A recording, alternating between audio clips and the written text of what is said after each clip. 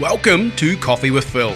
I'm your host, Phil Strong, and welcome to this new season, this new series called Let Your Light Shine. This series is based on the words of Jesus that we find in Matthew chapter 5. He says, "Let your light shine before all men." In this season, I'm going to tell stories about how I've used my life, my passion to serve others, to demonstrate the light of Jesus in many, many different ways. It's a story-based season, and I hope you get on board to understand how you can let your light shine. Well, good afternoon and welcome back to the podcast. Thank you, loyal listeners. I am so glad for those of you that dial in each week and go on a faith journey with me. I'm hoping that you find this encouraging. I recently posted this link. It's kind of like a feed into YouTube.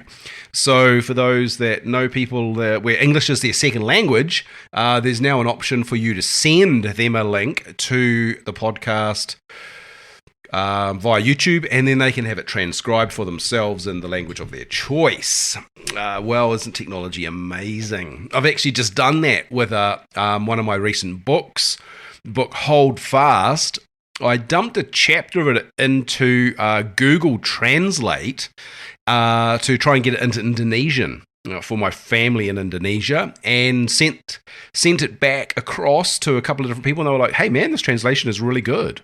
Obviously they're English speaking, so they could check the translation and its accuracy. So I'm looking forward to doing that. I'm going to translate that book into Indonesian so that my family in Indonesia can hold fast. Anyway, let's talk about coffee with friends. Before we get into today's podcast, this is episode 132, and it will be the final episode in the series Let Your Light Shine. But before we get into that, coffee with Phil, but let's talk about coffee with friends. I'm motivated at the moment around building into people.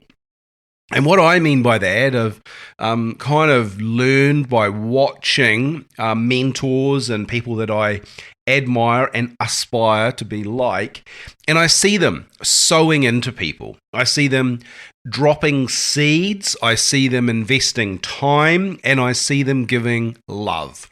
So when I talk about building into people, I suppose what I'm trying to do is sow into them, use seeds and use time and use love as a way to, what's the outcome of building into people? I've written down here, enabling them, lifting them, encouraging them, and inspiring them. And did you know that I can do all of that by drinking coffee with you? And isn't it one of my pastimes? Look, Coffee with Phil was something I've been doing much, much longer than the podcast. Coffee with Phil originated because I would sit with people and just sow seeds into their life over a coffee. And the reason I tell you that is because today I want to challenge you in this podcast episode to expand your horizons. So, Coffee with Phil, episode 132. The title of this episode is Expand Your Horizons. And I want to challenge you that we would each encourage one another and spur one another on to expand our horizons, to build into other people, that we might enable them, lift them, encourage them, and inspire them. Today, we are going to talk about that in Coffee with Phil. This podcast series is called Let Your Light Shine.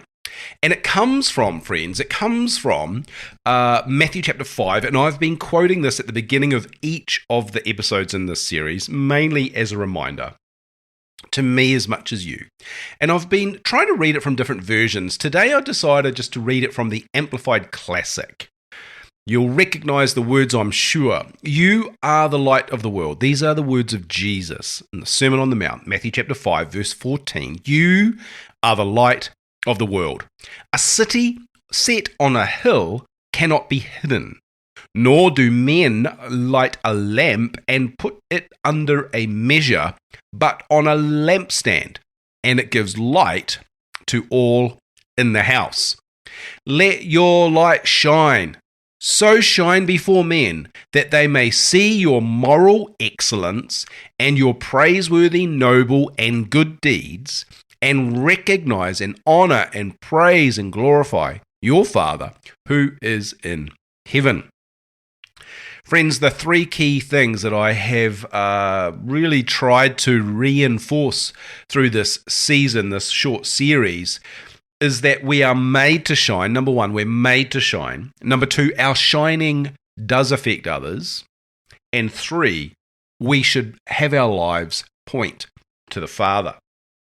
These are the three reasons why I'm telling stories in this season, stories that might encourage you to let your light shine. And today I want to tell you half a dozen different stories that might help you to expand your horizons.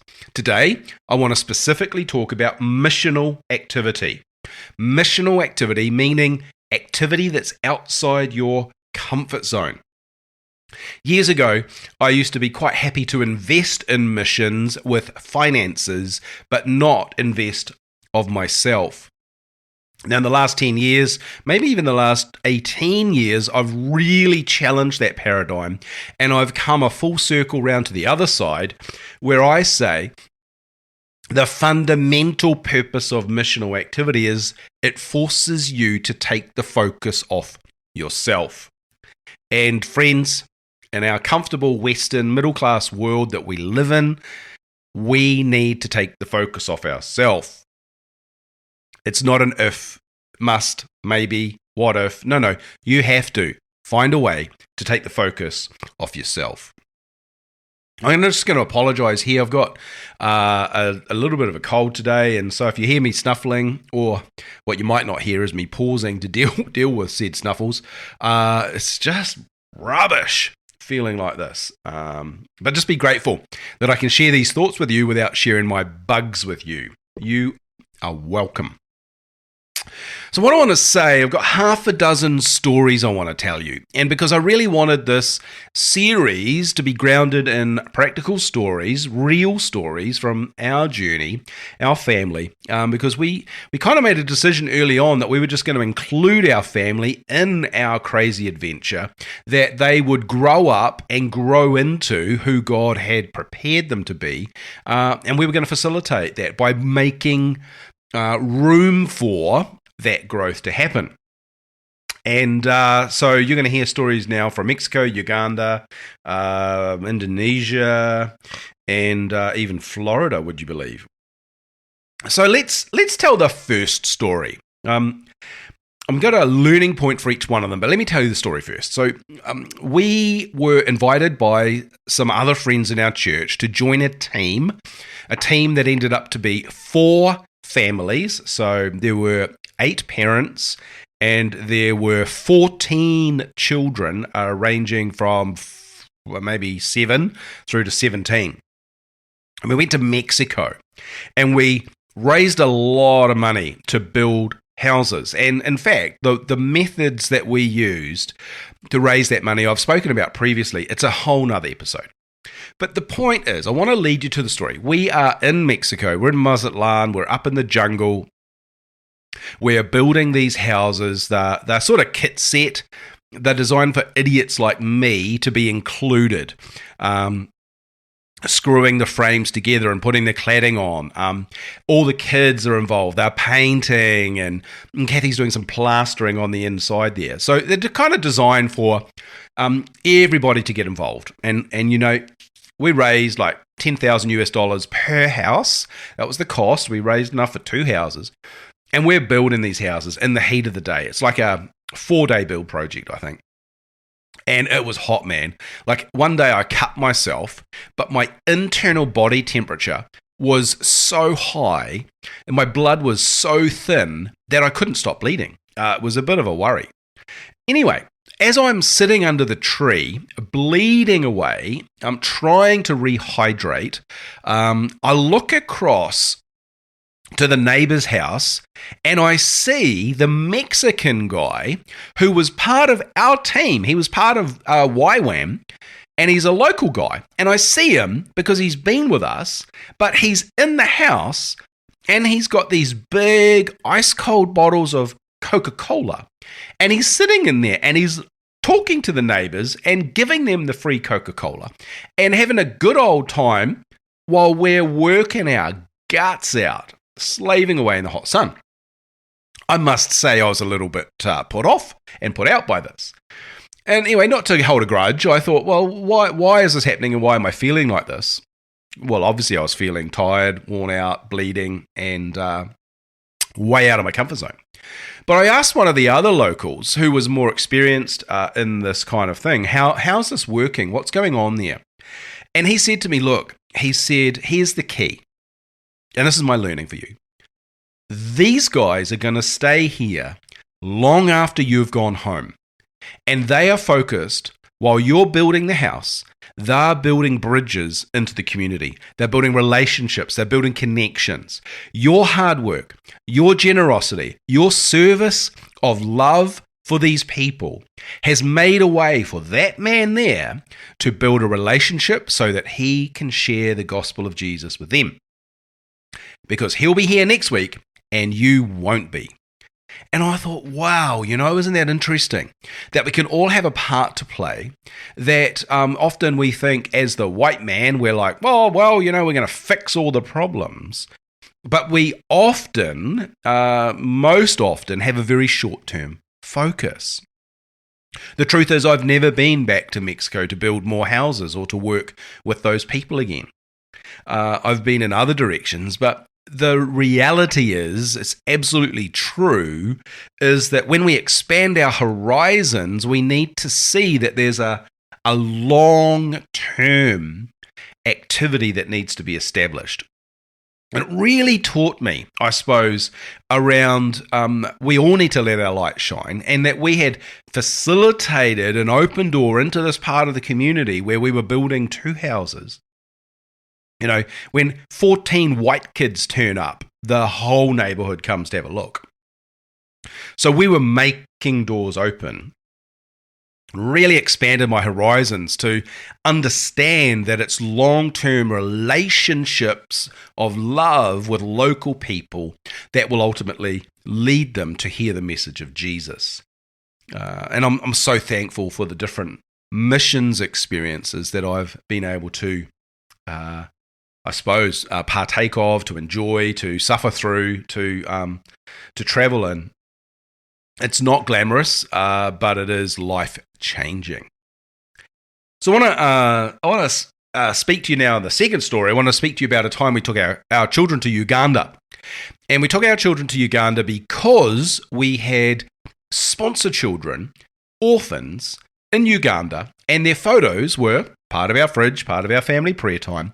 And we really felt like God wanted us to expand our horizons and take our children into Uganda to visit the sponsor kids. Now, this was very early in our life of travels. And to be honest with you, we got a lot of flack from our family who thought we were putting our children in danger.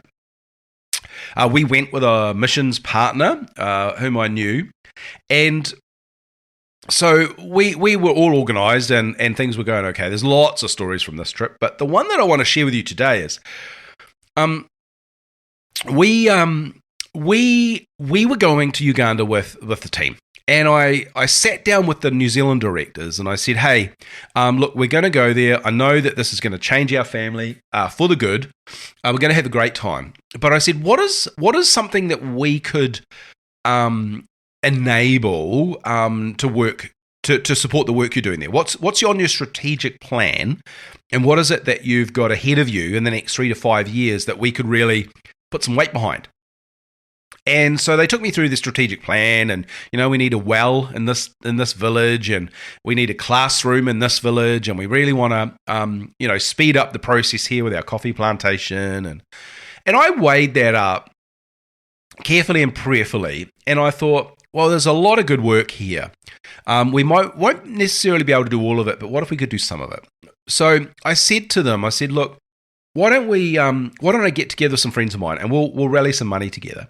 And then we'll take it over there and we'll use it as seed to start projects or to work on the projects you've already got. And so I sent an email out to about 100 friends of mine. Some of them got on board. We raised about $10,000. And we took that with us into Uganda. And I remember we went to this village, and it was the village where they had identified that they needed a school for the local children, because education is really a pathway out of poverty. It enables the children to lift themselves above where their parents are. And they were partnering with a local village chief. And it's not like the movies. Like, this guy actually wore a suit, very well dressed, very finely spoken, but he was the chief of the village. So no bone piercing his nose. There was no big stick with a skull on the top of it. This beautiful man, chief his name was, and he was a beautiful man in a suit. And I spoke with the chief because I wanted to learn. I wanted to learn from him. And, we had some money allocated to this project that was going to go a long way. I think the total cost of building this school, if you think about just one room with bricks and a tin roof, was less than 5,000 New Zealand dollars. And I said to him, what's the plan for enabling this? Thinking, hey, we've got the money, we've fixed all your problems. And he looked at me with these big, dark, kind eyes, and he said, son, we must help the village people to take responsibility. We must help the village people to believe that they truly own the future of the education of their children, that it is their responsibility.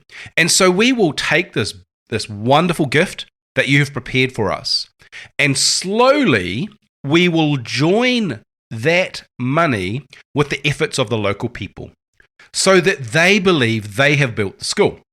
Because I can tell you the truth, if they think that you built the school, they will expect you to keep it clean, to keep it new, and to repair it when the children break it. However, if they own it, they will protect it with their lives. And I learned a lot that day, that expanded my horizons, expanded my world, that, we can enable transformational change in a village by bringing a school to that place. But, the truth is, if we disempower local people, then we're really shrinking their horizon, helping them to become people of smaller influence, not greater influence, and I would find that a kind of a negative effect sometimes of missional activity. So I'm hoping these stories are expanding your horizons. Another story from Uganda was around a chicken. We did go and visit one of our sponsor children. He was in a private school because of the sponsorship. So his education was non-government school, which was going to really prepare him well for a university qualification that would give him a really good job. And so we visited Walter, and then we went to visit his family, and both his parents had been shot. So his grandfather was raising the 5 children, and the only one that was at school was the one that was sponsored by our family. And we visited this family, and there was not much spoken. It was a very emotional moment, but the truth is there wasn't a lot of talking going on, but there was definitely a lot of communicating. And anyway, as we were leaving, the man went inside, he came out, and he wanted to present us a gift. And so he presented us a chicken. And this chicken was in a plastic shopping bag, and its head was sticking out the top. And I said to our hosts, I said, and what's this? They said, this is a gift. This is all he has to give your family. And he wanted to present it to our son because we were providing a gift for their son. So Jackson was, about 11 years old, maybe 13 years old. And he looked at me and said, Dad, what do I do? And I said, son, you take the gift. And so he stepped forward, and there was a presentation and an exchange. And, what I learned that day is they'll give you anything they can to show you their appreciation. He didn't have much, but what he did have, he gave us. And as we drove away, the chicken sat on Jackson's lap in the back of the car, his head popped up. And, they told us that, that family, that was probably the only meat that they might have had to eat for the entire week. And they had chosen to sacrifice it to make a gift, an expression of love to us in the only way that was possible for them. And man, that just expanded my horizons. They'll do anything. Recently, I was in Indonesia supporting some work that we do up there. And one of the young girls who's been adopted into the family, the Hope Village family, she came up to me as I was preparing to leave, and she she didn't say much, but she just tied a piece of string around my wrist, and it had a little plastic cube on it with the letter P. Well, obviously that's my name starts with P. And she said thank you, and then she walked away.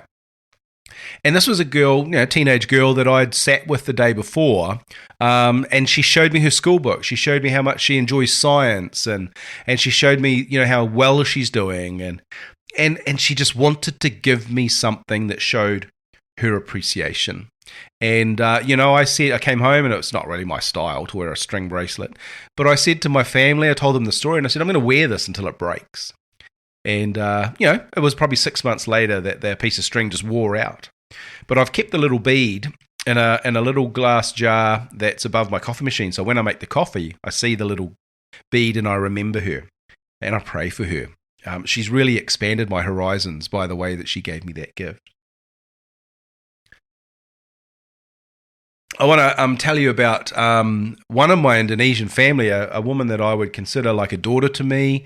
She's been my translator for a long, long time.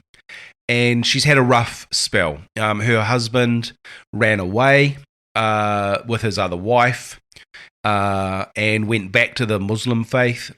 And it was horrifying. And then he came back again, and he was all confused, and he wanted reconciliation with not just the family but the church. And over there, the wife doesn't really get a lot of say. There's not a lot of respect for women.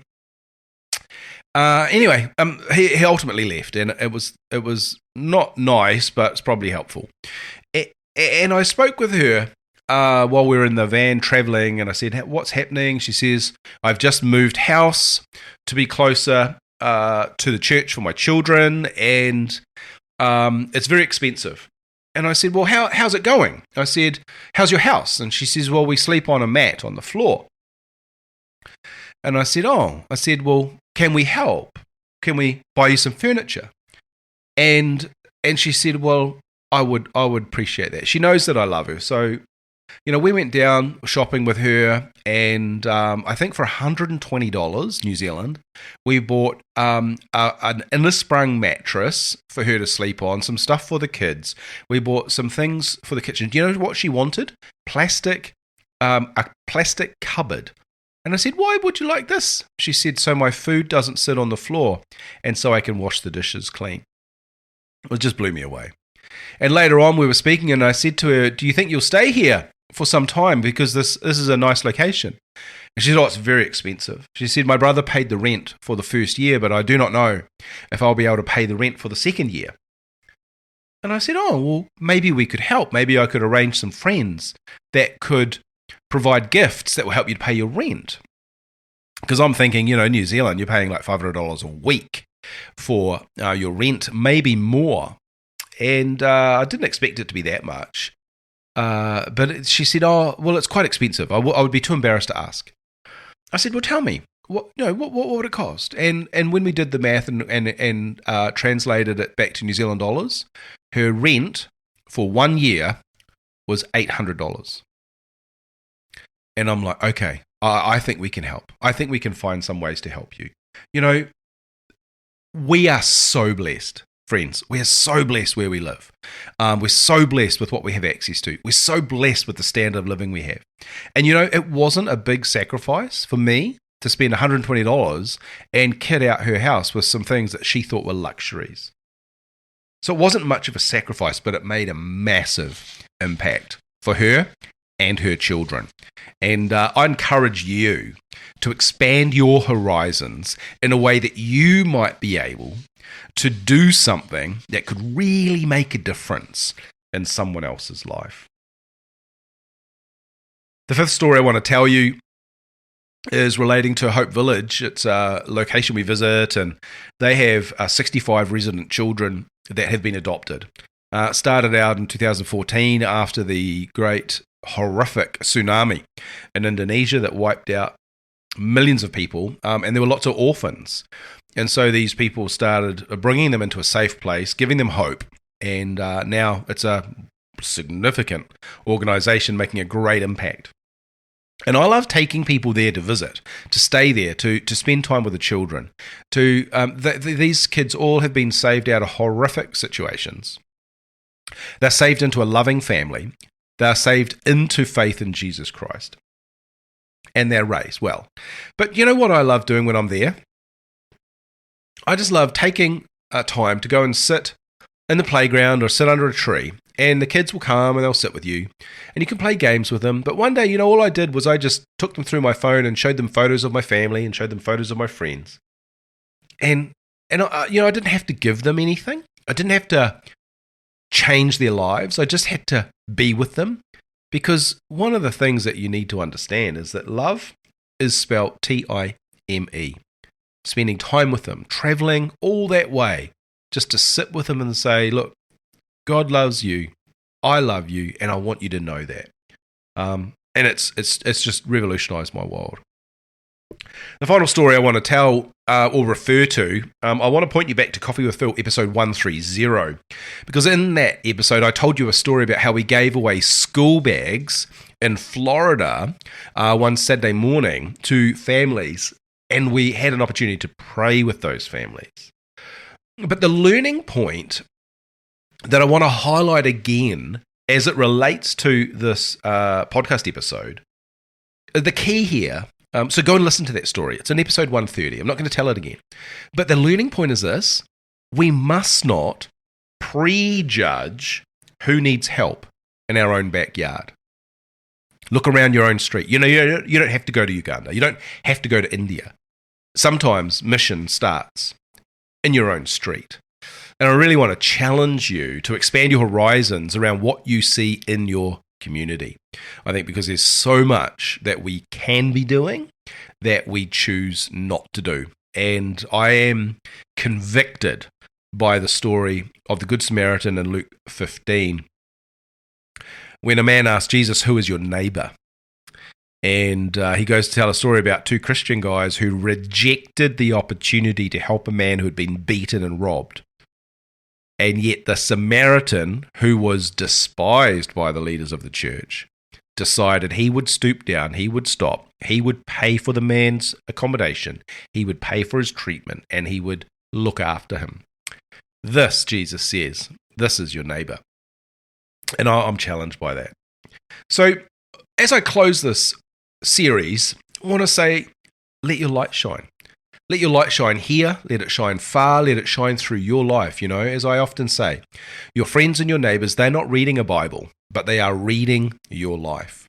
And I'd say that also in the way that you might consider how you live at home, because your children are reading your life every day. They truly are.